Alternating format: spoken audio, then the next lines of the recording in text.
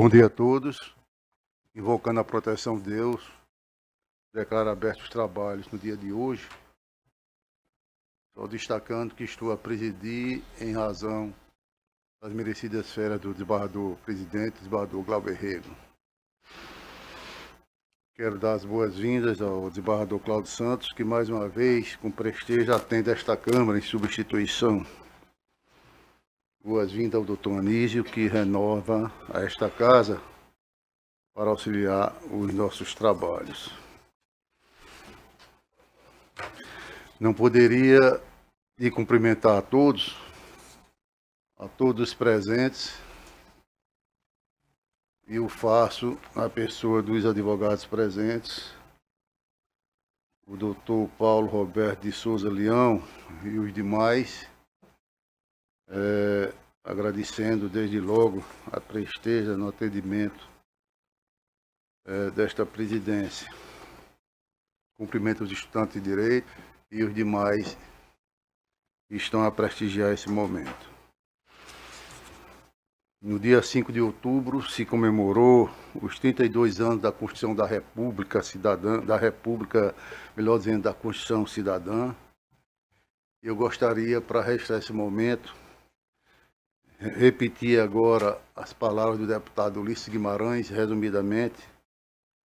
Ele que presidiu todos os trabalhos da Constituinte naquela época.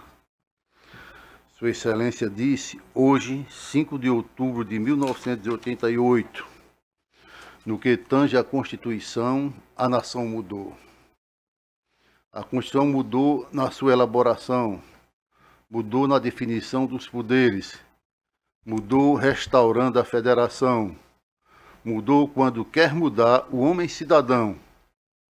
E só é cidadão quem ganha justo e suficiente salário. Lê e escreve, mora, tem hospital e remédio, lazer quando descansa. Resumidamente, foi o que disse o grande presidente, o grande deputado federal. Dando seguimento aos trabalhos, leitura, discussão e aprovação da ata anterior. Desembargador Gilson Barbosa. Aprovada. Desembargador Cláudio Santos. Expedientes. Não é, Excelência. Não há expediente. Ordem administrativa, indicações e proposições. O presidente não tem, já fez o registro. Consulta, desembargador Cláudio Santos, tem alguma proposição? Senhor presidente, bom dia a todos os presentes.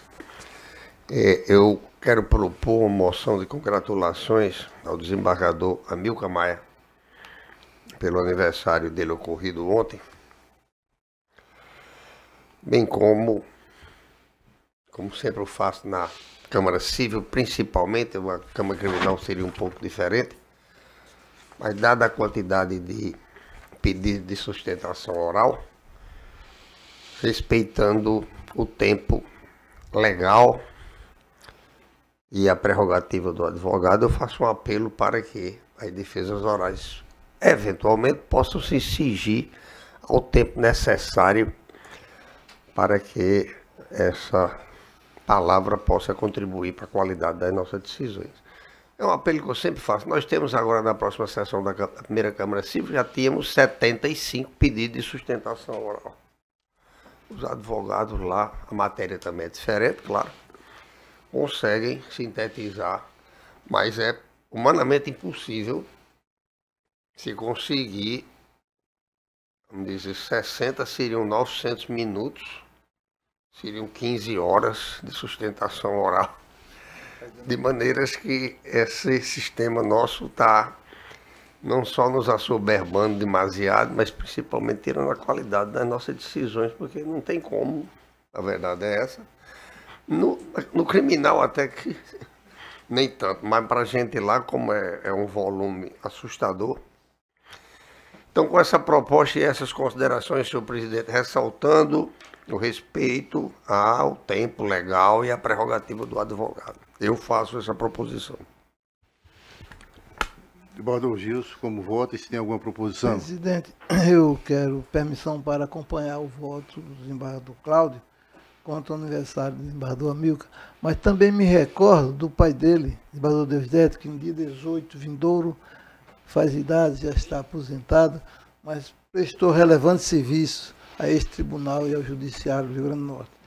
Que seja, sugiro até que seja de comum a adesão aí. Só isso. Pois não, presidente, eu aprovo as proposições, naturalmente, em relação aos aniversariantes, Deusdedito, Deusdedito Rios. E também acrescento... Excelência, eu gostaria de me associar. Pois não, proposição. Também acrescento o voto de congratulações pelos aniversários da senhora Teônia Maria Medeiros Monteiro, esposa do desembargador Banês, desembargadora Maria Célia, desembargador Dilermando Mota, servidora Ana Cláudia, colocar aqui Márcia e Jaqueline, eu não sei que Márcia é esse, quem é Jaqueline, eu pelo menos os nomes, é Márcio Lima, é Márcio Alexandre, Márcio Alexandre, do Pleno, e Jaqueline da Primeira Câmara, a senhora Maria da Salete Lopes da Costa Ferreira, esposa do desembargador Armando, desembargador Rivaldo Pinheiro, que ocorrerá no dia 20, e desembargador Ivan Mira Lima, aposentado, que ocorrerá no dia 23. Em votação, essas proposições, desembargador Cláudio, desembargador Gilson.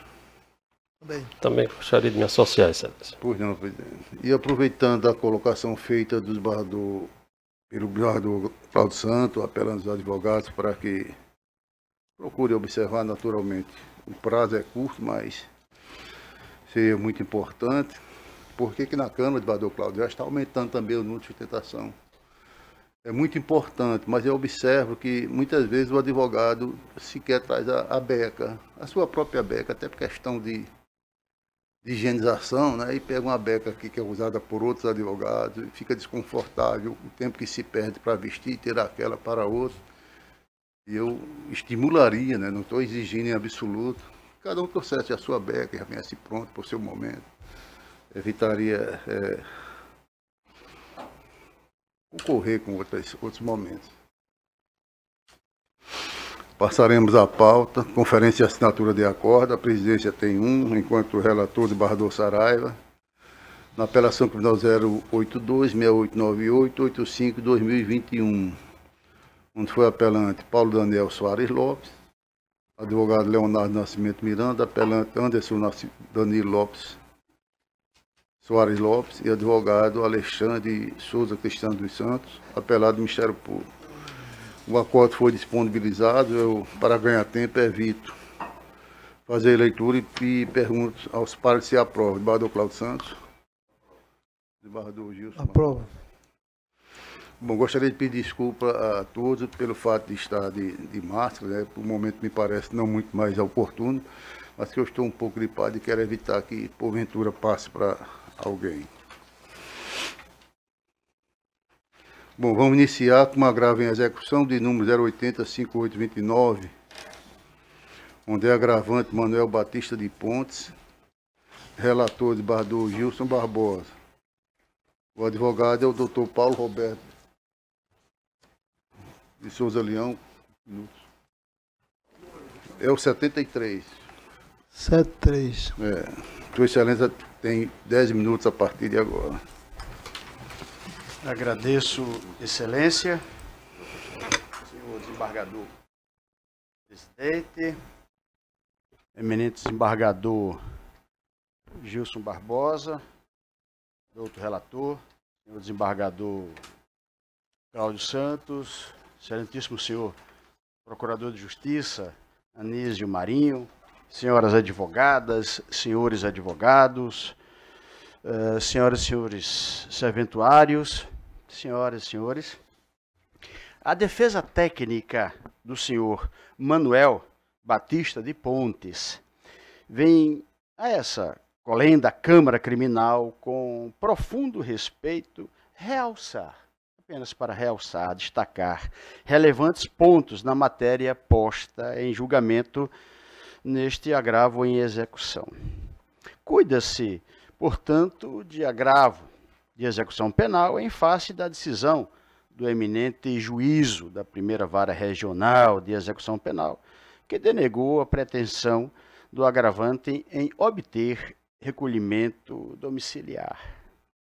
Destaco, senhores desembargadores, eminente procurador de justiça, que o agravante na petição pleiteou o recolhimento domiciliar, juntou documentos médicos suficientes, com o devido respeito, que demonstram a gravidade do seu estado de saúde, bem como acostou, né, no recurso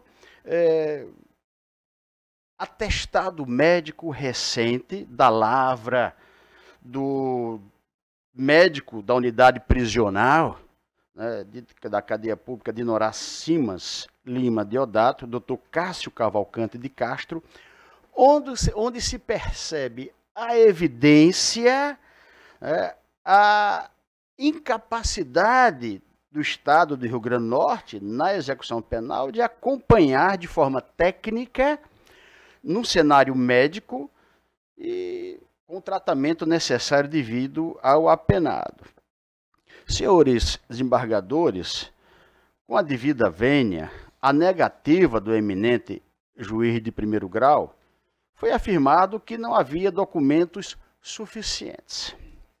Todavia, com respeito necessário, denota-se, realça-se, destaca-se de forma forte os laudos e exames presentes nos autos.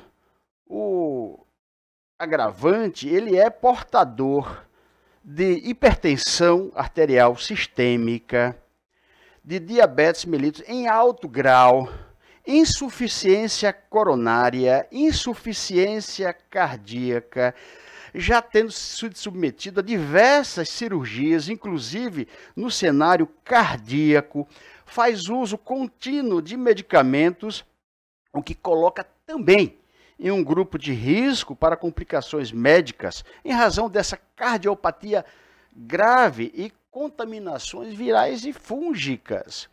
Se fosse apenas isso, senhores desembargadores, o Estado poderia dar o tratamento médico e técnico merecido.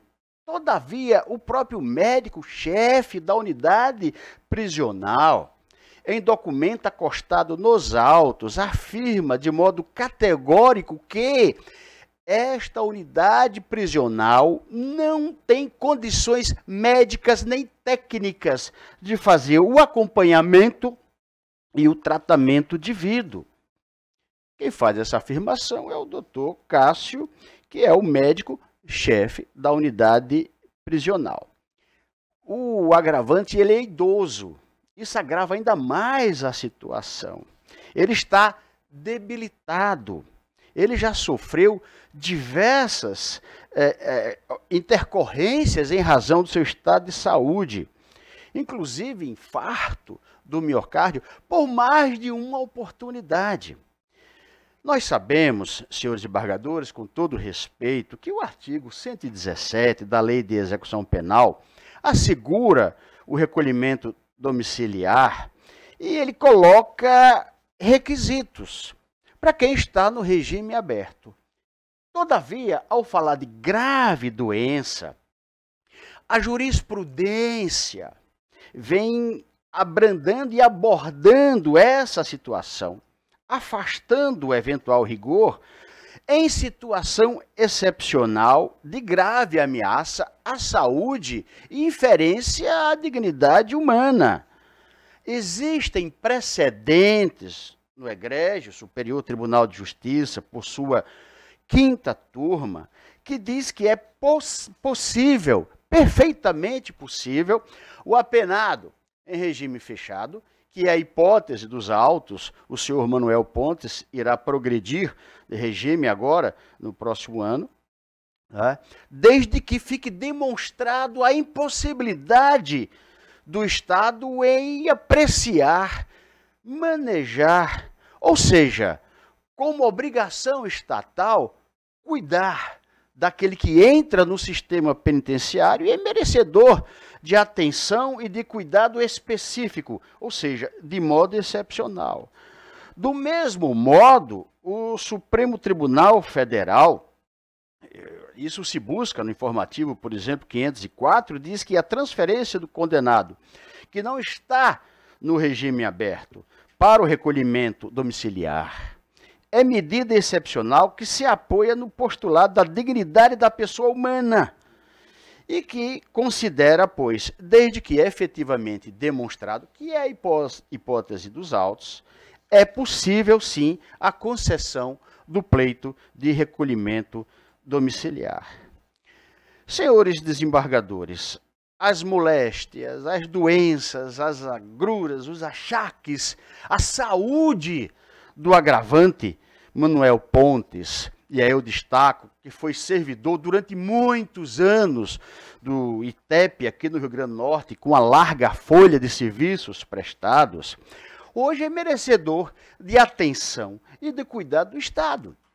Ele corre sério risco de vida, inclusive esse atestado médico em duplicidade, houve um ano passado e outro este ano, já em julho deste ano, da lavra do mesmo médico, Dr. Cássio, onde afirma as doenças e comprova a necessidade, sim, desse recolhimento domiciliar, porque está nos autos assentados que o Estado não tem condições de cuidar dele, da saúde do agravante. Então, senhores desembargadores, o pedido ora apresentado, com todo respeito, com todas as vênias, contempla, em nosso entendimento, base legal, suficiente dimensão doutrinária e arqueia-se em precedentes jurisprudenciais, mormente do Superior Tribunal de Justiça, bem como do Supremo Tribunal Federal.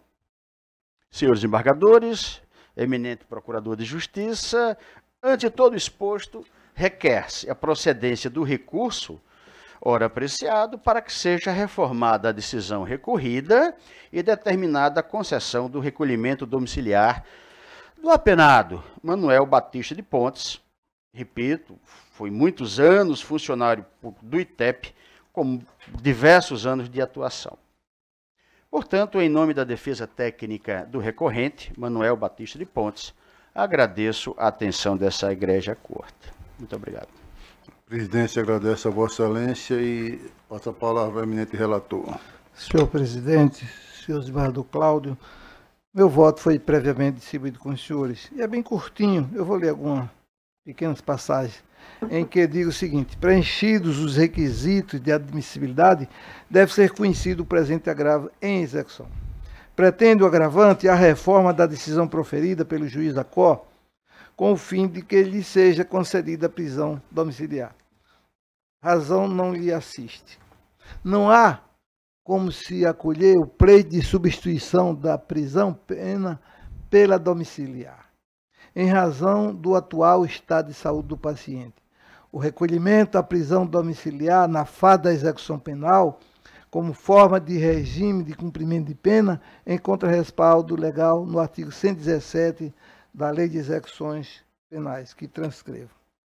Embora o citado artigo refira-se apenas, aspas, a beneficiários de regime aberto, a doutrina e a jurisprudência reconhecem a possibilidade de se estender de forma criteriosa a prisão domiciliar em hipóteses não previstas no dispositivo, ou seja, para internos em cumprimento da pena em regime diverso do aberto, desde que o estado de saúde do recolhido aconselhe a adoção desta medida, conforme jurisprudência do Superior Tribunal. E faço uma citação aqui do ministro Joel Ilan. Pois bem, primeiramente, é importante expor que referido benefício não constitui direito subjetivo do agravante, devendo ser submetido à apreciação do juízo caso a caso, a possibilidade ou não do deferimento da prisão domiciliar. Dessume-se, outrossim, do dispositivo acima mencionado, que não basta ser portador de doença grave, porquanto deve estar devidamente comprovado nos autos também a extrema debilidade em função dessa enfermidade. Um caso não consta dos autos, a teor do descrito no artigo 317 da LEP, elementos que indiquem que o estabelecimento prisional onde o paciente se acha custodiado esteja sendo negligente nos cuidados e medidas preventivas relacionadas à sua saúde.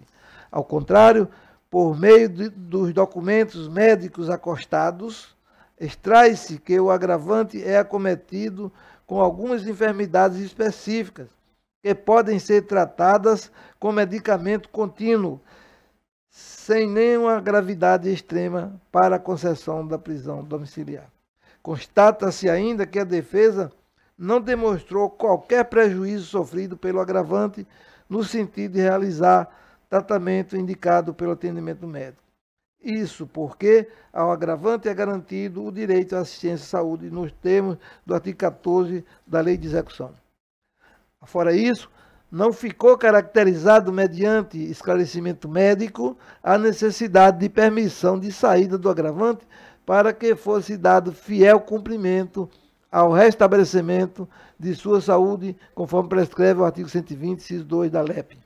Sendo assim, não estando revelada nenhuma situação excepcional, ou seja, nenhum atestado médico que imponha o recolhimento em residência particular, apto a autorizar a concessão da prisão domiciliar, na forma prevista no artigo 117 da LEP, não merece prosperar, pois a pretensão do agravante. Ademais, estando o agravante a cumprir reprimenda privativa de liberdade em regime fechado, constata-se não ser, de fato, hipótese de conceder-lhe a benesse aqui pleiteada. Diante do exposto, em consonância com o parecer do Ministério Público, conheço e nego provimento ao presente agravo em execução, mantendo na íntegra a decisão recolhida. É como voto e já distribuí previamente com os senhores o meu pensamento. A presidência agradece a Vossa Excelência. Enquanto revisor, eu passo a emitir meu voto. Inicio dizendo que uso divergir de Vossa Excelência. É uma honra, do presidente. Malgrado argumentativa em cima do artigo 117 das execuções penais, é fato que entre os incisos ali elencados, o segundo diz condenado acometido de doença grave. E por mais que haja uma restrição quanto ao regime, que se exige regime fechado, a norma não mais se aplica nos termos como foi proposto inicialmente pelo legislador. A própria jurisprudência trazida pelo eminente advogado traduz isso. Então, resumidamente, eu estou desprovendo o recurso, naturalmente submetendo o cidadão à prisão domiciliar. Primeiro, provimento, obrigado. Primeiro, também considerando se tratar de um servidor público lotado no ITEP, como disse o doutor advogado, com serviços prestados à comunidade potiguar, um idoso com mais de 60 anos, hipertenso, diabético, já sofreu infarto e o fato amparado muito mais no que declarou o doutor Cássio Cavalcante, médico inclusive da unidade de saúde que presta serviço na penitenciária. O doutor médico diz o seguinte: não há condições técnicas de acompanhamento nesta penitenciária. Então, em razão disso, resumidamente, eu uso, como disse, divergir do desembargador Gilson para dar provimento ao recurso. Uma palavra do desembargador Cláudio Santos. Excelência, desembargador relator, desembargador Saraiva, essa questão de certa forma me sensibiliza, mas vejo que além da idade ainda muito pouca, 60 anos, né, muito jovem, a questão me parece que não merece acolhida, porque normalmente essas doenças, de certa forma, de baixa gravidade, não implicariam necessariamente numa prisão domiciliar. Se fosse realmente uma doença mais grave, e há pessoas nos presídios com doenças graves, eu não hesitaria em acompanhar o voto divergente, mas no caso vertente não vejo motivos suficientes para não acompanhar o relator. Portanto, eu nego provimento ao agravo em execução penal. Eu sou, finalizando o meu voto, Bador Clóvis, o advogado sustentou com muita presteza, inclusive a necessidade do paciente ter uma dieta mais adequada, naturalmente que no presídio não teria. Mas proclamo que a Câmara, por maioria de voto, deu provimento ao recurso, nos termos do voto do relator, vencido o de Bador Saraiva. Desculpe, negou provimento. Agradeço a atenção, senhores desembargadores. Chama a votação o processo, o recurso em sentido distrito, de 080-6475, onde terão duas sustentações, Dr. Zé Maria Rodrigues como assistente de acusação e Dr. Flaviano da Costa Fernandes como advogado. Eu sou o relator do processo e devo dizer que está em mesa. Eu concedo ao doutor assistente 10 minutos. Excelentíssimo senhor desembargador Saraiva Sobrinho, excelentíssimo senhor desembargador Cláudio Santos, lá do nosso Seridó, Jardim do Seridó, que hoje lustra e ilustra, igualmente com seus pares, esta assentada. Excelentíssimo senhor desembargador Gilson Barbosa, excelentíssimo senhor procurador de Justiça Nísio Marinho, doutor Cildo Maia, em nome de quem eu confraternizo com a advocacia do Rio Grande do Norte. A advocacia, em rápidas pinceladas, não poderia deixar de passar a data de promulgação da Constituição Federal. E também quero aqui, e olhando para o desembargador Cláudio Santos, me vem à mente Roberto Brandão Furtado. Me vem à mente Danilo Bessa. Me vem à mente Varela Barca. Homens que construíram a memória constitucional desse país. É tanto que Roberto Brandão Furtado é o único advogado potiguar que tem o seu nome inscrito no panteão do Legislativo Nacional, como colaborador daquela Constituinte. Mas o tempo urge e nós temos aqui um recurso em sentido distrito, de uma matéria que se debate muito aqui nesta Câmara, onde se tem como recorrente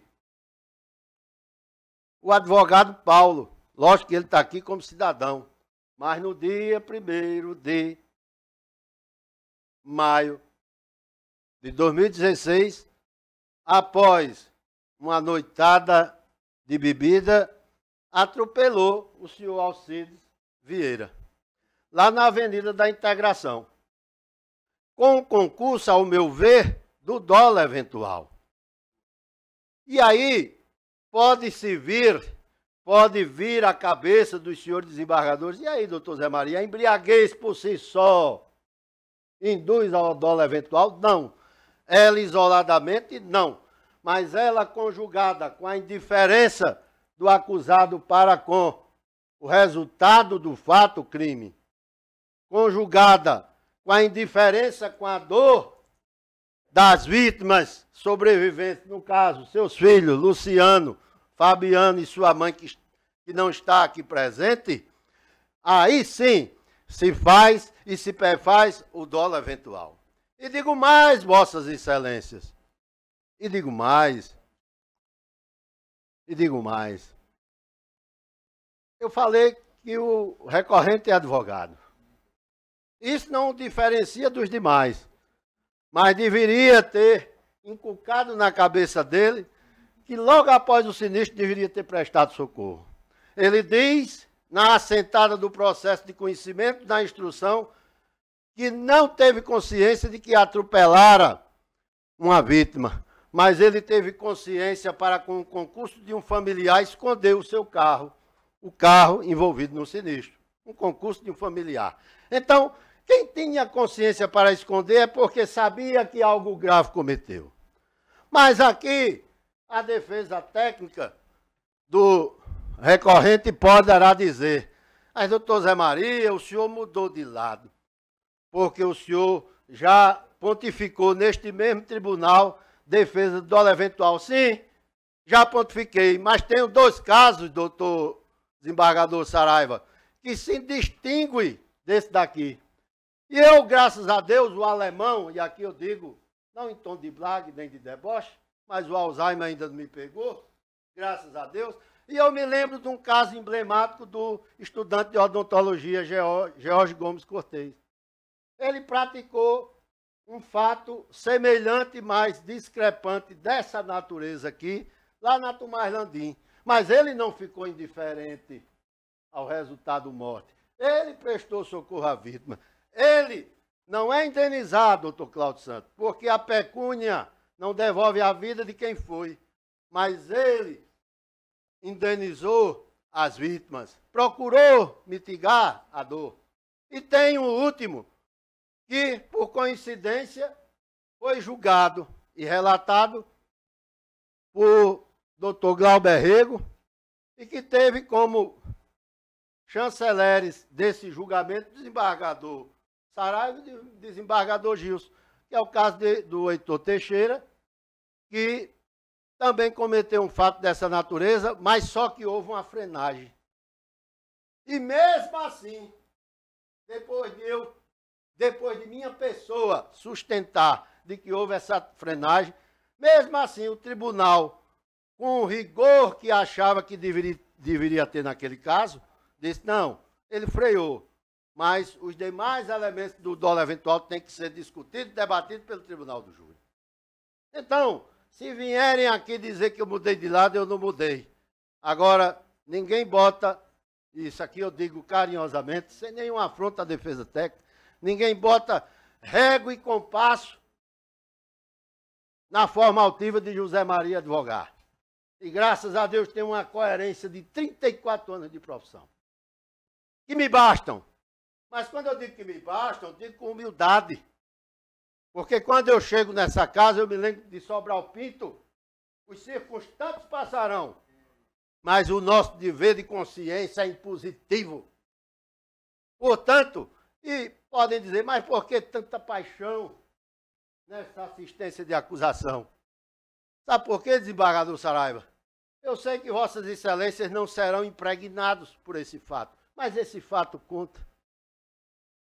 E se a emoção me trair, que me desculpem, a mãe destes 2 rapazes, Luciano e Fabiano que está aqui em frente, assistente, quando indagado pelo juiz sumariante do processo do conhecimento, perguntou: o que é que a senhora sente com a morte de Alcides? Disse: excelência, eu não queria nem que o senhor... Ela teve até a audácia, entre aspas. Essa pergunta me constrange um pouco. Porque eu não recebi um corpo. Eu recebi um amontoado de ossos. E isso, o amontoado de ossos, mostra a alta velocidade empregada. E aí eu deixei para o final componente que, conjugada com a embriaguez, compõe o dolo eventual. E doutor Anísio Marinho, que eu também preciso trazer o seu parecer à baila, ele enfoca não essa frase do amontoado de ossos da viúva, mas ele acentua no seu parecer a questão do emprego da velocidade. Inclusive, ele disse que se fosse só a questão da embriaguez isolada, talvez não houvesse indícios do dolo eventual, mas conjugado com emprego de velocidade altíssima, sim.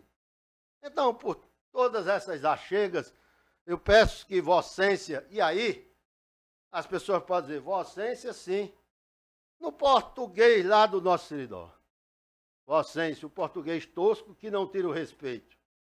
Eu peço que Vossas Excelências conheçam do recurso, mas lhe negue provimento.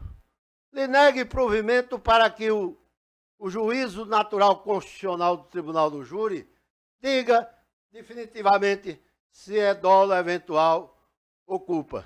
Me desculpem, porque geralmente sou muito técnico nas minhas orações. Hoje eu fui técnico, mas fui traído pelo sentimento da emoção. Porque também sou ser humano. Porque também me apiedo da dignidade humana do próximo. E isso é um dever constitucional nosso, além de moral e ética. Então, com todas essas achegas, eu peço que seja negado o provimento e que esse cidadão, pelo qual tenho muito respeito, peço que seja remetido ao Tribunal do Júri, como de fato o foi pelo juiz sumariante de primeira instância. É assim como se pede, é assim como se requer. A presidência agradece a Vossa Excelência e concede a palavra ao doutor Flaviano da Gama Fernandes, advogado da defesa, que disporá de 10 minutos a partir de agora, Excelência.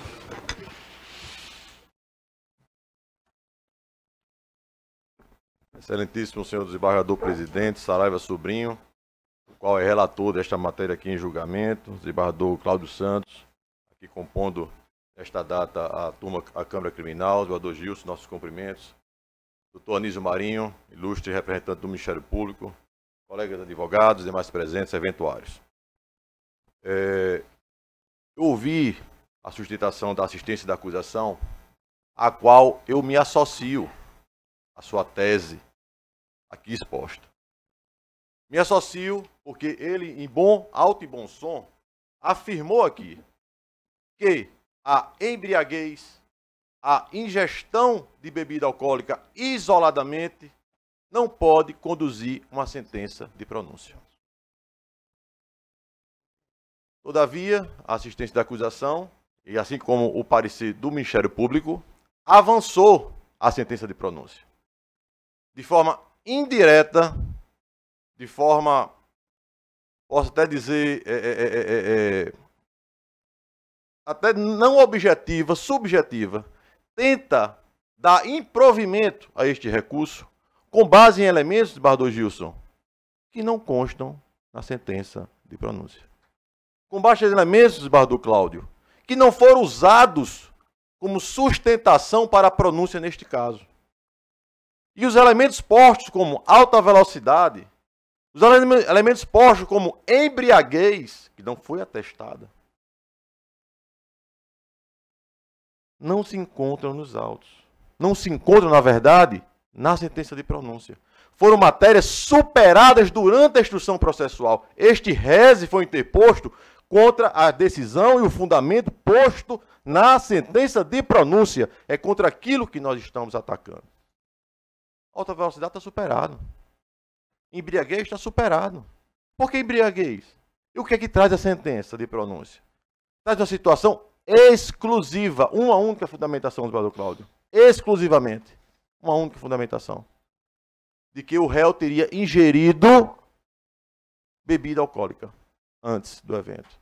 E que ingestão foi essa? Foi num posto de gasolina, na madrugada do dia 1º de maio de 2016, onde está comprovado textualmente que durante aproximadamente 5 horas, um intervalo de 5 horas, o réu teria comprado e ingerido exclusivamente 3 long nets. Aquele cascozinho de aproximadamente 300 ml. 3 diluídos em 5 horas. Ingerido isso. E o juiz na sentença de pronúncia, ele não fala em alta velocidade. Ele não fala de embriaguez. Ele fala exclusivamente, eu faço a questão de ler aqui, Excelência. Nada obstante, abre aspas, nada obstante o pleito defensivo de desclassificação do crime, haja vista entender que se trata de um delito praticado com culpa consciente, os depoimentos colhidos em audiência de instrução indicam um possível dolo eventual frente ao consumo pelo acusado de bebidas alcoólicas durante extenso lapso temporal, momentos antes do crime. Situação essa que cumpre seja melhor apreciada a soberanamente decidida e definitiva pelo Tribunal do Júri. Veja-se, aí ele coloca o depoimento de 3 testemunhas, as quais dizem categoricamente apenas que o acusado teria ingerido bebida alcoólica. 3 long nets. exclusivamente no intervalo de 5 horas. Este é o único e não outro fundamento posto na sentença de pronúncia. Denegar esta ordem do jeito que está o parecer do Ministério Público, do jeito que foi sustentado aqui na tribuna, é reformar a sentença de origem, de denegar, botando fundamentos, uma reforma impégios, colocando fundamentos que não constam na sentença de pronúncia. Nós estamos discutindo aqui o fundamento que foi posto na sentença de pronúncia e é único e exclusivo. E fundamento estes, excelência, que esta Câmara aqui já enfrentou em outras situações, inclusive comigo advogando também. Temos jurisprudência aqui do desembargador Gilson, temos jurisprudência do desembargador Amilcar, do desembargador Amilcar em embargos de infringentes e de nulidades. Ele diz o seguinte: para a prática do crime de homicídio simples, conduta praticada na direção de veículo automotor, acusação de que o réu agiu com dolo eventual em virtude de supostamente ter embriaguez. Sentença de impronúncia fundamentada na inexistência de elementos mínimos do elemento subjetivo doloso. Não preenchimento dos requisitos necessários à pronúncia do réu, mesmo diante do princípio do indúbio pro societar. Desclassificação da conduta. Ou seja, essa decisão aqui do desembargador Amilcar, no embargo de infringente 2016 005048-2, ele foi julgado em 2017 também. Ele diz categoricamente que suposta embriaguez, e no caso é suposta embriaguez. Porque ele tomou, e mesmo suposta da suposta, porque são 3 long nests no intervalo de 5 horas. Temos também a decisão do desembargador Gilson, aqui da Câmara Criminal, um processo patrocinado por a gente também, onde ele fala impossibilidade sob a recurso esse distrito pertence à pronúncia do acusado pelo delito do artigo 121, sob a alegação do dolo eventual na direção de veículo automotor. Impossibilidade, ausência de elementos que indicam a suposta conduta dolosa do réu. O tema aqui debatido, excelência, também foi, consta no RESE, nós trazemos também decisões do Supremo e do STJ, os quais dizem também de forma unânime a embriaguez, e conforme também disse aqui a sujeito de acusação, corroborando o que a gente está falando. A suposta embriaguez ao volante não é elemento apto isoladamente para ensejar uma pronúncia. Foi dito aqui na tribuna por próprio assistente. E é isso que consta na sentença de pronúncia. Repito, a sentença de pronúncia não fala nada de velocidade.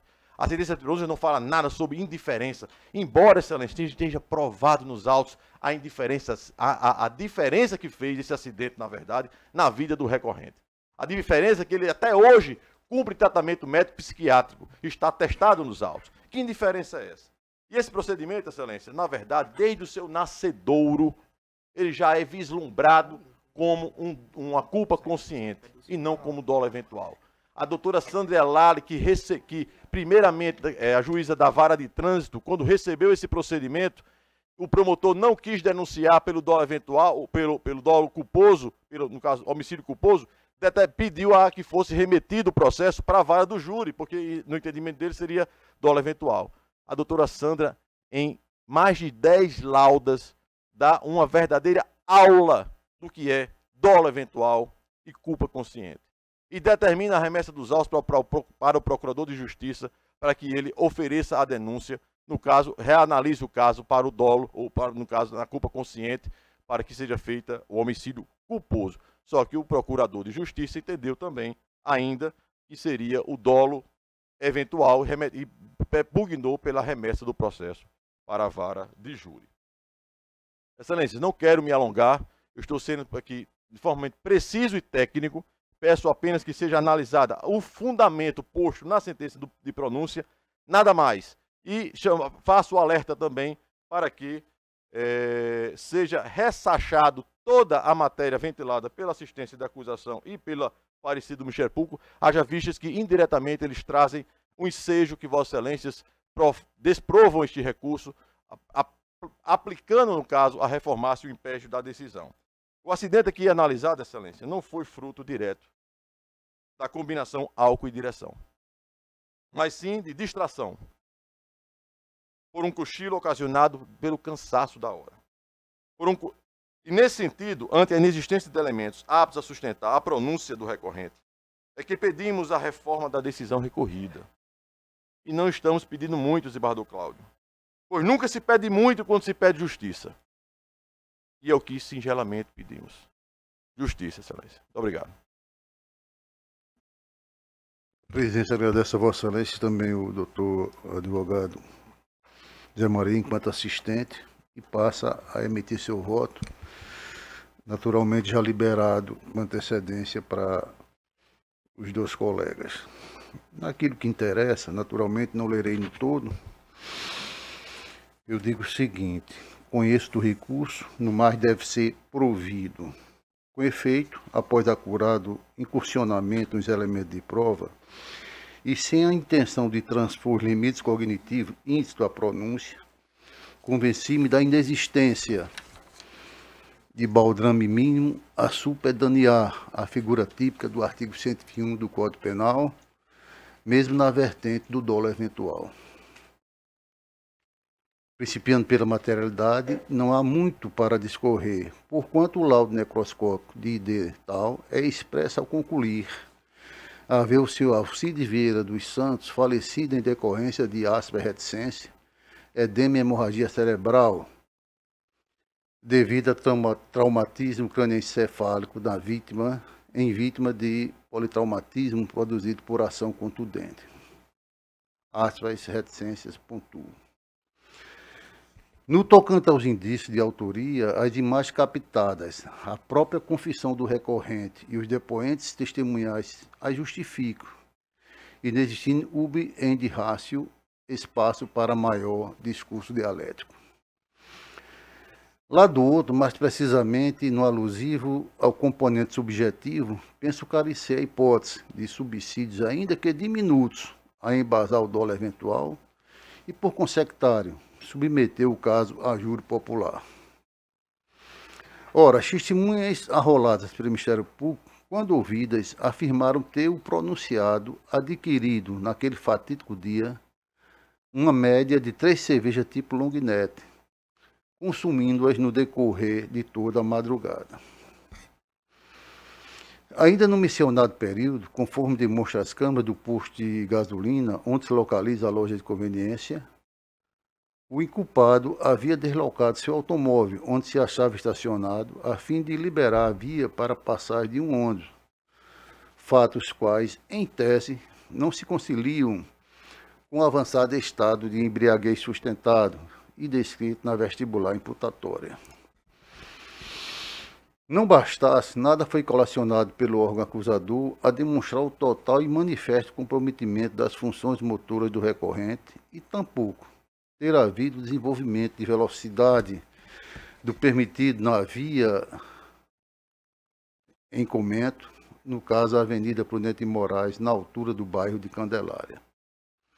Ainda nesse cenário, vale salientar, o decujo se encontrava lavando seu automóvel às 5h45 da manhã na pista de rolamento, ou seja, em lugar inapropriado e devera arriscado para a atividade desse jaez, máximo em um feriado, no caso 1º de maio de 2016.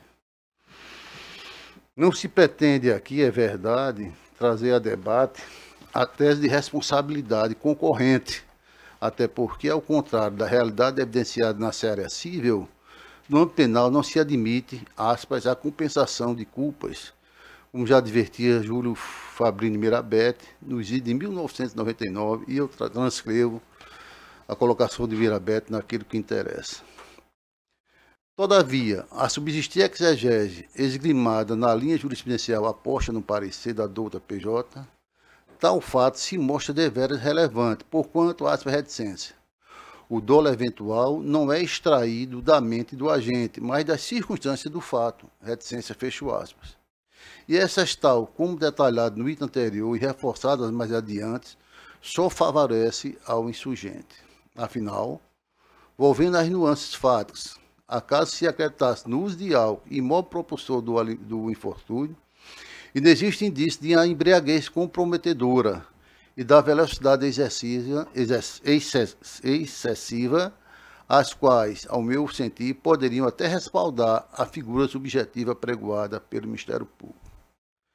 Digo até poderia, pois a jurisprudência dos tribunais de justiça pátria tem se manifestado pela inaptidão da ebriedade isoladamente e alicerçar o homicídio simples, em detrimento do tipo do artigo 302 do Código de Trânsito Brasileiro. Isso é tão lógico e plausível que o próprio legislador, em 2017, por meio da Lei 13.541, acrescentou o parágrafo 3º do delito de SUS, como adiante se vê. Se o agente conduz veículo automotor sob a influência de álcool ou de qualquer outra substância psicoativa que determine dependência. Aí ele fixa a pena. Por resumir a linha intelectiva majoritária, de transição é o seguinte arresto. Eu reproduzi aqui o arresto do desembargador Paulo César Dias, do Tribunal de Justiça de Minas Gerais, e repercute exatamente a matéria que eu trago agora à discussão. E digo, nesse precedente, bem esmiuçou o relator naquilo que interessa. A distinção entre dolo eventual e culpa consciente é bastante tênue, sendo consabido que o que distingue a culpa consciente do dolo eventual é que, embora em ambos a previsão de resultado na primeira, ele não é querido, decorrente da falta de dever de cautela no agir, enquanto no segundo a assunção da produção do resultado, que é visto como possível até mesmo de provável ocorrência. Sua Excelência faz uma argumentativa bem complementar, continua e diz o eminente colega desembargador Paulo César. Vamos esclarecer que é necessária a configuração de um plus, ele chamou de plus muito interessante, que demonstre realmente que o agente anuiu com o resultado e não que esse tenha apenas confiado de forma leviana que poderia evitar o acidente, culpa consciente. Fez outra argumentativa que eu pediria vênia para não ler e prossigo. Aliás, segundo a exegese, é importante não esquecer o teor da decisão da doutora Sandra Elali, aliás, bem enfatizada pelo eminente advogado, isso proferido em 2016. Sua Excelência disse naquela época, trata de inquérito policial instaurado para apurar o acidente de trânsito que causou a morte de Alcides Vieira dos Santos, ocorrido dia 1º de maio de 2016, por volta às 6 horas, na Avenida Presidente Moraes, Candelária, nessa cidade. Diz Sua Excelência, pelo exame dos autos, sem embargo das considerações finais da autoridade policial e do requerimento formulado pelo Ministério Público, verifica que tal conclusão, por si sós, não caracteriza o dolo, ainda que é eventual, uma vez que o dolo eventual se distingue da culpa consciente. Reticência. Pelo exame dos autos, não há como presumir que o indiciado Paulo tenha assumido, por livre e espontânea vontade, o risco de causar um acidente de trânsito com possível vítima fatal. Assim, o fato de ele haver consumido bebida alcoólica não significa que, automaticamente, a conduta do indiciado deve ser analisada sob a ótica do dolo eventual, mas sim da culpa consciente. A argumentativa que eu achei muito interessante, me chamou a atenção desde o primeiro momento do voto e que me fez embasar exatamente essa sustentativa. Trago em seguida outra argumentativa do Tribunal de Justiça Gaúcho, exatamente nessa linha de raciocínio, que eu pediria permissão para não ler. Nessa decisão, o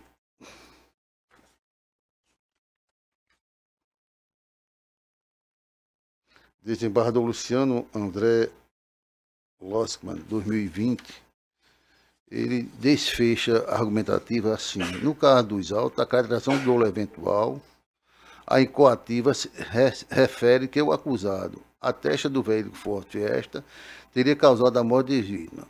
Efetuou manobra de conversão à esquerda. Ele faz toda uma argumentativa que se casa bem, que eu preferia não repetir. Então, senhores advogados, senhores demais colegas, eu estou encaminhando o voto dizendo o seguinte, nessa ordem de ideias, a exemplo do precedente supro, não há na espécie indício de ter o acusado se embriagado para cometer o delito ou, ao ingerir bebida alcoólica, haja se colocado voluntariamente em condição de completo torpor, anestesiando de seus freios inibitórios para cometer o delito. Daí, em dissonância com a primeira PJ, provejo o réis para desclassificar o delito imputado a Paulo Eduardo para o tipo do artigo 302 do Código Código de Trânsito Brasileiro. É como voto e colho a argumentativa do desembargador Cláudio Santos.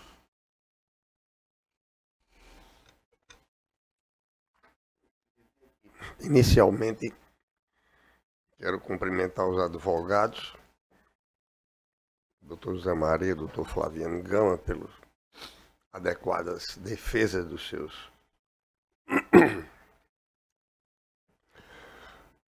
seus pontos de vista a respeito das suas ponderações e que muito contribuem para a qualidade das nossas decisões. Uma boa defesa sempre é edificante no sentido de acerto das decisões. Ao doutor José Maria, em particular, fazendo um parênteses, quero cumprimentá-lo pelo excelente advogado seridoense de 3 décadas de advocacia na luta difícil que é a advocacia criminal, não é, doutor José Maria? Mas dizer, neste parêntese, nessa ilação de momento, que vim de casa para cá com um motorista, perguntei de onde ele era, de Acari, e fiquei conversando sobre o Siridó de casa até aqui, homem que vai se aposentar em pouco tempo e vai voltar a morar no Siridó, talvez até em Currais Novos ou Acari. E me lembrei, doutor José Maria, daquelas frases do Donivaldo Monte, quando ele disse que o Siridó era um estado de espírito, de formas que isso me emergiu com bastante clareza, o que me trouxe e traz felicidade, já que as nossas raízes não podem ser absolutamente desprezadas, né? Sempre cultivadas e cultuadas os nossos valores do Siridó. Eu vejo, desembargador Saraiva, já que vivo muito menos o direito criminal do que os colegas aqui presentes, mas tanto no pleno como eventualmente nesta Câmara, tenho me deitado sobre questões que são realmente, trazem uma certa emoção, até pela dor da família e a busca da família em realizar justiça. Eu acho que é um elemento importante até para cultuar a memória da vítima. Mas vejo neste caso uma questão importante, que é a evidência de uma colaboração com a justiça, de se realizar justiça, quer dizer, não há aqui uma negativa de autoria, não há aqui uma manobra, não há aqui uma tentativa de manipular os fatos. O que se vê muito é que um ônibus trancou o meu carro e eu tive que bater em determinado carro. Há aqui uma assunção de responsabilidade, né? O réu, ele diz que houve uma culpa consciente. Alargar esse conceito, me parece que na instrução não há elementos suficientes. E acredito, com o que está colocado, que ele deva ser punido. O réu deva ser punido. Porque ele está assumindo uma culpa consciente. Não vejo como colocar como homicídio eventual. Eu acompanho o relator nesse aspecto, com essas considerações, porque realmente o desembargador Saraiva colocou muito bem, como sempre, essa linha tênue, cinza entre o homicídio culposo com o doloso eventual. E a jurisprudência tem se debatido em situações como tais. Relativamente ao colocado pelo doutor José Maria, que já defendeu tese em sentido contrário, José Maria, não existem 2 casos iguais. No direito penal não existem 2 casos iguais. Acho que eu também posso abraçar um ponto de vista diferente amanhã com a naturalidade em outro caso. O caso e suas circunstâncias, né? O homem e suas circunstâncias. De maneira que com essas breves palavras eu acompanho o eminente relator. A presidência agradece a Vossa Excelência e colhe o voto do eminente desembargador Gilson Barbosa. Presidente, eu também vou seguir o mesmo caminho, já o fiz, aliás, do desembargador Cláudio, sempre pragmático nos seus votos. Li e tive acesso ao voto de Vossa Excelência e não vejo nenhuma razão para titubear ou pairar dúvida. Eu vou acompanhar Vossa Excelência e mantenho o voto já feito aqui no sistema. A presidência agradece ao desembargador Cláudio Santos, agradece a Vossa Excelência e proclama que o recurso foi provido à unanimidade. Obrigado. Agradeço a Vossa Excelência. Bom, o seguinte é o número 63 da pauta, da relatoria do desembargador Gilson Barbosa, um recurso sentido distrito, onde é recorrente o Ministério Público e recorrido DJBI. Não é segredo de justiça, não, Ana?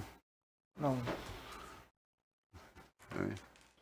O advogado doutor Arthur Ricardo Roca Celestino e doutor Cílio. Não é segredo de justiça, hein, Ana? Não, não. Hein, Alto? É?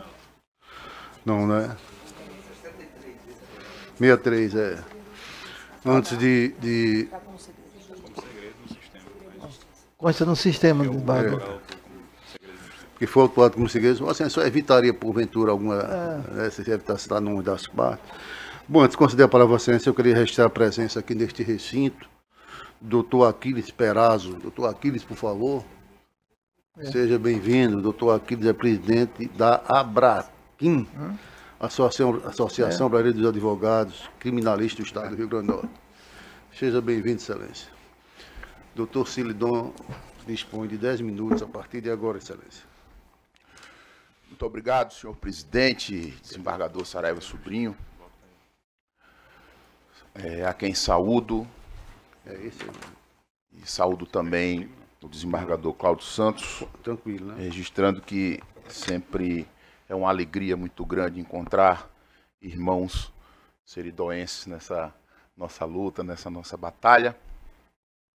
Desembargador Gilson, sempre com minhas homenagens ao trabalho de Vossa Excelência. Recentemente fiz até um destaque no nosso Conselho da OAB de inovação jurisprudencial que se consolidou nacionalmente, mas que o primeiro voto que tínhamos registrado foi justamente a nível nacional, foi um voto aqui que partiu do gabinete de Vossa Excelência, e que voltou e depois o Supremo consolidou o entendimento justamente naquele que Vossa Excelência, nos primeiros meses de vigência da nova lei, se encaminhou. Doutor Anísio Marinho, colegas advogados, a quem faço especial menção, meu amigo Flaviano, ao meu amigo José Maria, eu acho que ele já se retirou, nosso membro honorário vitalício, fundador da OAB Currais Novos, minhas senhoras e meus senhores. Falo em nome do recorrido, Excelências, e este caso diz respeito a uma interceptação telefônica que foi feita com base numa argumentação da representação da autoridade policial que dizia que o terminal de número com DDD 84 99202 1938 a terminação estaria sendo supostamente utilizado por uma pessoa que usa o codinome de Sapinho para se comunicar com outros investigados. E, basicamente, foi esta a razão levada pela autoridade policial que conduziu à decisão judicial que determinou a interceptação deste alvo, desta linha telefônica. Pois bem, após passado algum tempo realizada a interceptação, com o trabalho do nosso colega doutor Arthur Roque, muito diligente, ele demonstra ao magistrado que não havia absolutamente, no momento anterior ao pedido de interceptação, nenhum diálogo, nenhuma conversa que envolvesse este terminal que foi referido pela autoridade policial. Cabendo registrar que o ora recorrido não usa, jamais usou, nunca foi conhecido pelo codinome de Sapinho. Pois bem, diante da provocação da defesa, o magistrado reanalisa os argumentos que foram levados pela autoridade policial, reanalisa os elementos que foram levados pela autoridade policial para dizer que aquele terminal telefônico estava sendo utilizado para a conversa e reconhece que cometeu um erro quando determinou essa interceptação e anula a decisão que determinou essa interceptação. Esta é a decisão que é objeto do recurso do Ministério Público e o que traz o órgão ministerial em seus argumentos recursais. Relata conversas interceptadas dessa pessoa de codinome Sapinho, que não é o ora recorrido, que teriam acontecido de outro terminal e em data posterior a essa interceptação que é discutida nesse recurso. Argumentos esses, excelências, que data máxima vênia, ao nosso ver, não são suficientes para revalidar novamente, para reformar e reativar a validade dessa interceptação já anulada pelo juízo de primeiro grau. Desembargador Cláudio, quando eu analisava esse caso, Vossa Excelência, que é um civilista, um administrativista, eu me recordava de duas lições. A primeira, do professor Eugênio Raul Zaffaroni, ministro da Suprema Corte Argentina, que, ao defender sua tese de doutorado, a teoria do tipo conglobante, diz que o direito não é repartido em compartimentos ou em linhas distantes. O direito sempre é um sistema unitário e não contraditório. E nessa linha da teoria conglobante do professor Eugênio Raul Zaffaroni, eu me remetia aos nossos administrativistas brasileiros quando tratam da teoria dos fatos determinantes, no sentido de que aí é aplicável à administração pública, da teoria dos motivos determinantes, perdão, quando se toma uma decisão baseada em falsa premissa, seja ela fática ou jurídica, está-se diante de uma decisão nula. E foi justamente o que aconteceu neste caso. O magistrado, quando reviu a argumentação, reconheceu a falsa premissa indicada na representação de que aquele terminal estaria sendo utilizado para esse diálogo e declarou que essa premissa que o levou a determinar a interceptação num primeiro momento não existia, não consistia em um fundamento fático válido e, portanto, anulou a sua decisão. Portanto, é com tal argumentação, excelências, que a defesa vem a esta Câmara Criminal pugnar pelo desprovimento do recurso ministerial, mantendo-se intacta a decisão do magistrado de primeiro grau, a decisão do juiz das provas, que reconheceu a nulidade dessa interceptação. Muito obrigado pela atenção. A presidência agradece a Vossa Excelência e concede a palavra ao eminente relator. Presidente, o meu voto é um pouco longo e não é razoável que eu vá lê-lo, porque os senhores já tiveram acesso a ele em tempo certo. Peço permissão a Vossa Excelência, o desembargador Cláudio, para dizer só que na ementa eu digo recurso conhecido e provido, em consonância com o parecer ministerial. Certamente, Vossas Excelências tiveram muito mais acesso pela perspicácia e pela sensibilidade que os dois dispõem e ficaram mais à vontade para julgar. Eis o meu voto. Enquanto eu tive acesso ao voto de Vossa Excelência, realmente procurei fazer o exame mais acurado e devo dizer que acompanho e concedo a palavra ao desembargador Cláudio Santos. Senhor presidente, eu ouso divergir de Vossas Excelências, porque absolutamente não implica nenhuma crítica a quem pensa diferente, naturalmente, e nós vivemos na divergência diária. Eu sou muito cuidadoso com essas questões da quebra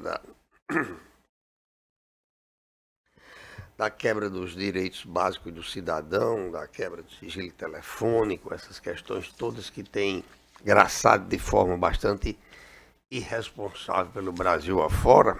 Eu acho que essa questão está até melhorando ultimamente, predominando mais os princípios constitucionais, de formas que eu mantenho a decisão do juiz de piso, como posta, inclusive, no voto de relator. A presidência agradece a Vossa Excelência e proclama que o recurso foi provido por maioria de votos. Vencido, desembargador Cláudio Santos. Agradecemos a sua excelência. Obrigado, Excelência. O próximo é esse aqui, né? É uma grave execução de número 0806, 094. É o 74 da pauta? É o 74, da relatoria de Vossa Excelência. São advogados doutora Milena da Gama Canto e doutor José Tito. A sustentação será feita à distância por videoconferência, não é esse ano? Doutora Milena já está presente na sala. Sim, Excelência. Ok, tá aparecendo aí, Ana, não estou vendo aqui. Ok, 10 minutos. Doutora Milena, então Vossa Excelência dispõe de, a partir de agora, de 10 minutos. Cumprimento o desembargador Saraiva Sobrinho, presidente dessa Câmara Criminal, desembargador Gilson Barbosa, relator desse agravo em execução, desembargador Cláudio Santos, excelentíssimo representante do Ministério Público, doutor Anísio Marinho, serventuários da Justiça, advogados, advogadas presentes e que estão assistindo essa sessão. Bom dia a todos. Inicialmente, eu quero trazer uma observação para que Vossas Excelências possam refletir sobre a realidade de nossa execução penal, da execução penal de nosso Estado.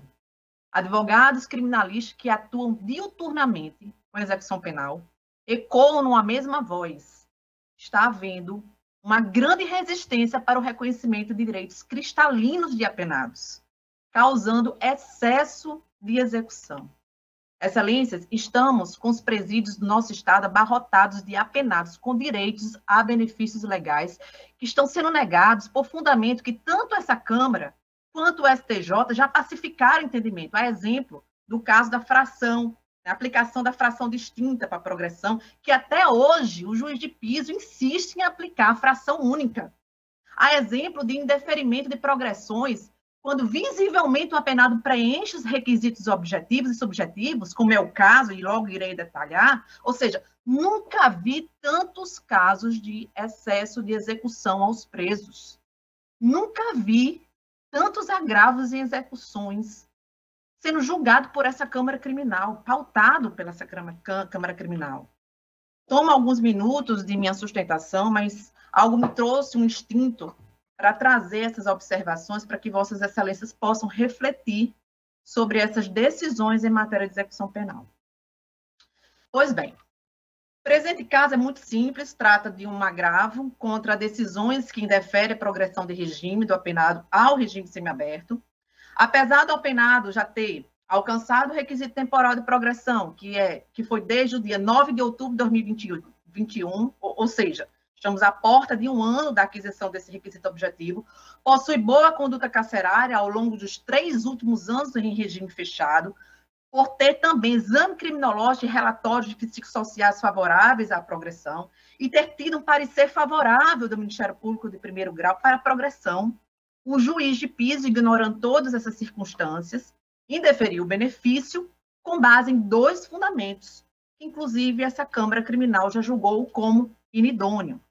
Inicialmente, o juiz de piso não concedeu a progressão, dizendo que seria necessário ser feito exame criminológico e exame psicológicos.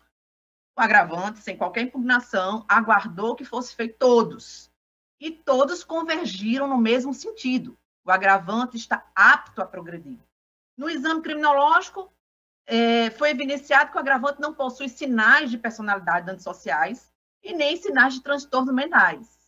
Durante a tramitação da execução penal, o agravante teve, dentro da execução, foi juntado 3 atestados de conduta carcerária e todas elas disseram a mesma coisa: boa conduta carcerária.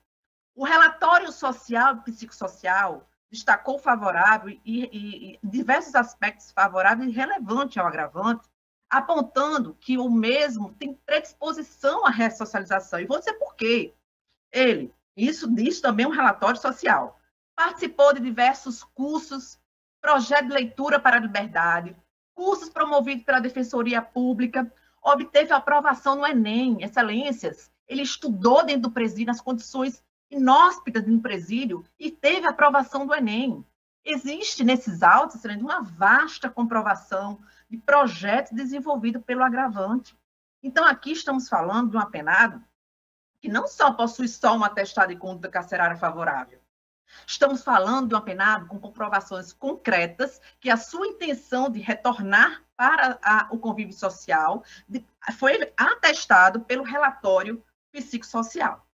Contudo, contrariando todos esses fatores, o juiz indeferiu a progressão com base em 2 fundamentos, os quais essa Câmara, como mencionei, já considerou inidôneo. O primeiro foi fazer referência à longa pena do apenado, do agravante, que é 20 anos, a gravidade e abstrato das condenações já unificadas e ações penais em curso. Quanto a esse fundamento, essa Câmara Criminal, em 2 agravos execuções, que um é o 080-8709-90, que foi julgado no dia 22 desse mês, e outra, que foi julgada semana passada, é o 080-91-42-94-2022, de relatoria do desembargador Glauber. Afirmou o entendimento de que a longa pena e a gravidade dos crimes não são idôneos para negar a progressão. Então, com relação a esse fundamento, é pacífico dessa Câmara entender que não é requisito idôneo para negar a progressão. O segundo fundamento, utilizado pela decisão de piso, foi que no sentido de que o agravante possui faltas graves praticadas durante a sua execução penal. Mas vamos lá. Essas faltas graves são por crimes cometidos em 2019, decorrente de 2 ações cuja pena, inclusive, já foram unificadas nessa execução penal. Quanto a esse fundamento, Vossas Excelências precisam levar em consideração que estamos falando aí de um hiato de 3 anos, que estamos hoje aferindo como desfavorável à sua progressão. No precedente que citei do desembargador Glauber, inclusive no conteúdo, ele fala também do julgado do STJ, do ministro Schietti, que foi julgado no mês 6 desse ano, que diz que não justifica a negativa do benefício a prática longínqua de infrações disciplinares graves, uma vez que não refletem a avaliação do efetivo cumprimento da pena pelo apenado. E esse precedente, eu também tive a curiosidade, eu abri, se trata de um caso também de envelhecidas faltas graves de 3 anos, igual a esse. Veja, desembargador Cláudio Santos, esse histórico de faltas antigas sempre irá existir na vida do agravante. Então, quer dizer que ele nunca terá direito à progressão de regime? O agravante tem que cumprir sua pena integralmente em regime fechado? Deve existir um marco temporal para que essas faltas não sejam mais utilizadas. E esse marco é o tempo de reabilitação que a LEP determina, que é de 1 ano. E mais, essas envelhecidas faltas, como já mencionei, está unificada foi por penas já unificadas e que hoje ele está com direito à progressão.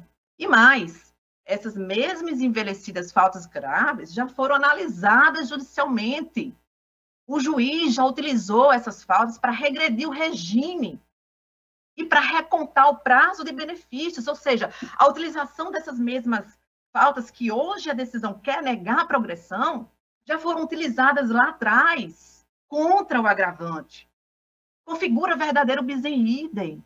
Inclusive, nesse mesmo sentido, essa Câmara Criminal decidiu em julgamento de vossa relatoria, desembargador Gilson, que foi no agravo à execução número 081140014 de 2021, que foi julgado no dia 3 de março desse ano, que Vossa Excelência menciona o seguinte na emenda: penal, processo penal, agravo e execução, pretensa reforma da decisão que indeferiu o pedido de progressão, possibilidade. Aí no final tem, nos termos do artigo 111, a lei de execução penal, utilização de faltas graves antigas para negar o benefício postulado, atestado de pena satisfatório, decisão reformada, agravo conhecido e provido. E aí eu fiz questão de dar entrada aqui no conteúdo desse voto, e Vossa Excelência menciona que a última falta grave cometida pelo apenado já foram analisadas judicialmente e utilizadas como regressão e contagem de novos prazos futuros. Ou seja, a utilização da citada falta para a negativa da progressão configura hipótese de bis in idem, igual a essa situação vertente que estamos julgando hoje. Então, chama a atenção para que Vossa Excelência possa analisar os fatos oriundos desse precedente de vossa relatoria, desembargador Gilson, que são idênticos.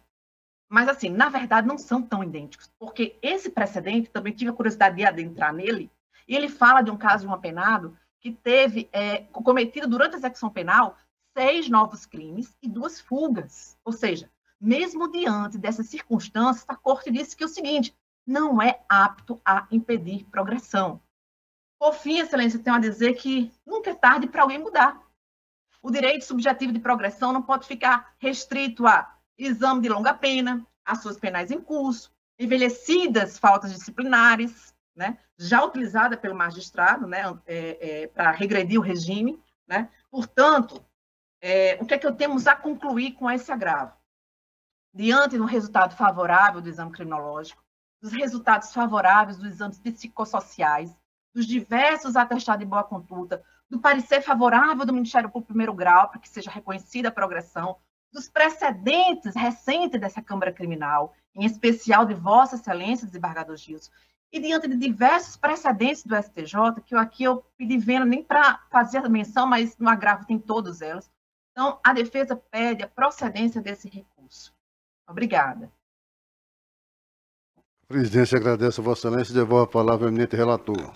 Presidente, eu já distribuí meu voto com o senhor e não quero que o desembargador Cláudio fique na expectativa de não mais vir aqui, de ficar cansado vendo as minhas repetições. E assim eu peço permissão aos dois para dizer que na minha emenda eu tenho como conhecido o recurso e pelo desprovimento do mesmo.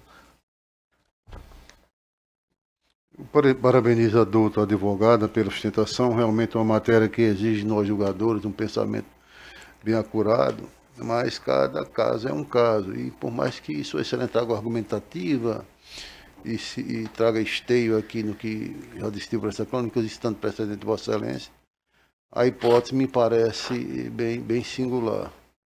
Eu estava vendo aqui a emenda de Vossa Excelência, que eu pediria permissão só para reproduzir naquilo que interessa, ela é curta. Você colocar agravo em execução, recurso defensivo, pleito de reforma, adesão que negou a progressão de regime. Alegado atendimento do requisito subjetivo em decorrência do lapso temporal, impossibilidade. Faltas graves registradas pelo preso, cometimento de novos delitos. Descumprimento do requisito subjetivo previsto na segunda parte do artigo 112 da LEP. Conturbado histórico prisional do agravante.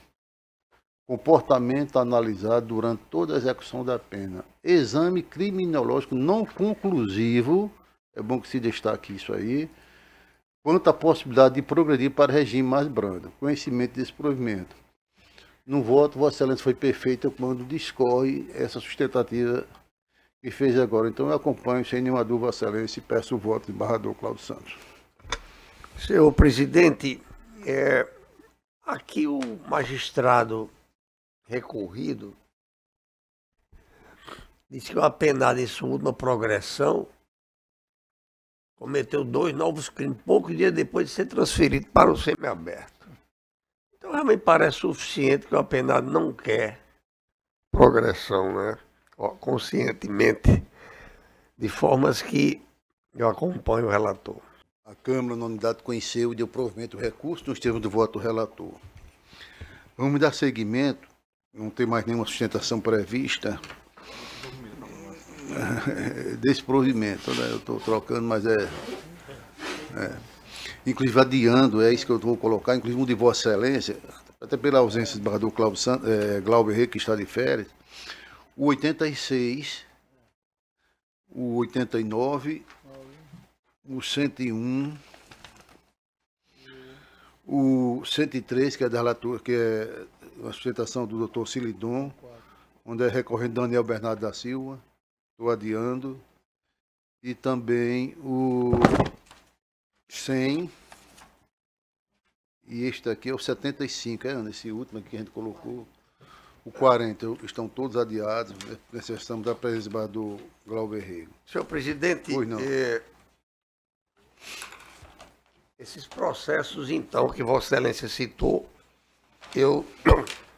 inclusive alguns estão com voto lançado. Foi pelo desembargador Glauber, mas já estão registrados os votos ao julgamento. Tá? A gente costuma preservar o coro original, sabe? De repente há uma mudança de raciocínio dele, só isso. Presidente, eu queria aproveitar também, eu tenho 3 processos que não mesa, é o de número da pauta 93, o 77 e o 79. Ok, 93. Para uma reanálise, uma análise mais aprofundada. Pois não, Excelência. Então, registrado, Ana. Bom, da minha relatoria, dando seguimento, de 1 ao 20, os votos foram propostos. O 103 e o 104, eles estão fora, né, Diana? De 1 ao 20 já foram votados pelos eminentes barradores, né? Eu não tenho nenhuma modificação a fazer. O 103, qual é aqui esse? 8 e 103 não mesa, os demais eu voto como proposto. O 104, o 106, o 107 e o 110 mantém os votos nesse sentido. Alguma modificação? Não, né? Então já proclamo no sentido que foi posto. Do desembargador Glauber Rego, a exceção daqueles, né, que foram adiados, os demais estão já votos registrados, não é isso? Eu estou pedindo vista no 73, Cláudio? Eu só ia pedir, mas ficou vencido. Sim, já fiquei vencida, foi resolvida essa questão aqui, né? Tem um adiamento. Do desembargador Gilson Barbosa, desembargador Cláudio Santos, 80, que era... Eu gostaria de anotar, porque, como vão ser adiados, então eu vou, em votos eventualmente lançados, eu preciso retirar. Exato. Para esperar. Ela está fazendo as anotações, já que ela já tem essas informações, passa para você. Né? Pronto, ok. O 80, desembargador Cláudio Santos, quando tem a suspeição do desembargador Glauber Rego, não sei se chegou ao seu conhecimento, é uma apelação criminal onde é recorrente José Antônio Nunes de Souza. Já votei. Já votou? Então, tá... Pronto, eu também já votei, então, no mesmo sentido. Desembargador Gilson, do 61 ao 102, alguma modificação? Mantém a mesma proposta. Desembargador Cláudio Santos, desse Vossa Excelência já votou também. Pronto, então, os votos estando lançados, inclusive de minha parte, eu quero agradecer a Deus por este momento, agradecer ao desembargador Cláudio Santos por essa atenção, ao desembargador Gil, senhores advogados, todos os nossos servidores. A próxima sessão será no dia 13. Próxima sessão dia 13, contaremos com a presença de Vossa Excelência ainda. Senhor presidente, eu fico primeiramente envaidecido em conviver com Vossa Excelência, com o desembargador Gilson. Também cumprimentar o nobre procurador-geral procurador de Justiça, doutor Anísio Marinho, que me parece que está pretendendo assumir tarefas diversas, mas confluentes com as atuais atribuições do cargo dele, não é? Que é fazer justiça. As nossas atribuições confluem, né? E dizer que é sempre uma renovação via Câmara Criminal. Acho que deveríamos vir até mais. E eu poder aprender um pouco, a somar um pouco ao que sei com os ensinamentos de Vossas Excelências. Cumprimentar os funcionários, os advogados e dizer um prazer em nome de revê-los. Depois dessa pandemia, a convivência aqui no tribunal me traz especial prazer. Bom dia, senhor presidente. Bom dia. Então, só confirmando. Pronto. Então, a próxima sessão, dia 13, agradecendo a todos. E a 13. Não é isso? Nós estamos um 6 com 7, 13. Ainda com minha presidência, o vereador Glauber não tem voltado, né? Ainda com minha presidência. Agradeço ao eminente procurador. E em nome de Deus, declaro encerrada a sessão.